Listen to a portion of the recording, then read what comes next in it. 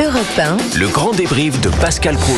Et nous sommes avec Laurent Tessier pour le débrief. Les propos de Thierry Ardisson samedi soir dans l'émission Quelle époque sur France 2 vous ont fait réagir. Gaza, c'est Auschwitz. Avalanche de réactions. Le communicant Franck Tapiro était avec nous au début de l'émission sur Europe 1. Comparer Gaza à Auschwitz, évidemment, c'est totalement ignoble. Parce que dans un cas, Gaza, c'est un conflit qui a été déclenché par le Hamas le 16 octobre. Auschwitz, c'est pendant 2 ans, on a tué 1 million de personnes.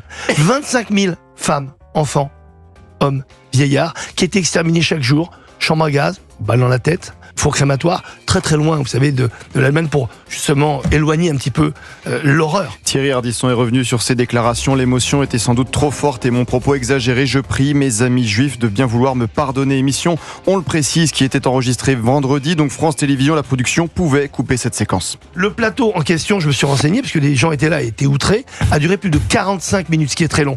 Et après, ils se voient pour décider les séquences qu'il faut conserver ou non.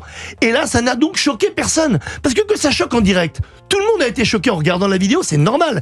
Mais ce qui est le plus choquant, c'est que les séquences enregistrées, en différé donc, ont été gardées et conservées pour la diffusion publique du samedi soir. Un pompier volontaire âgé de 38 ans percuté lors d'un rodéo urbain samedi matin à Évian-les-Bains. Le suspect est revenu pour cracher sur la victime. Nos forces de l'ordre, nos pompiers sont régulièrement en danger lors de leurs interventions. C'est ce que nous confirmait le commandant Éric Brocardi, le porte-parole de la Fédération nationale des sapeurs-pompiers de France, était avec nous en studio sur Europe 1. C'est vrai qu'on a plus de 600 sapeurs-pompiers qui ont été touchés l'année dernière par des agressions et qui les ont forcément blessés.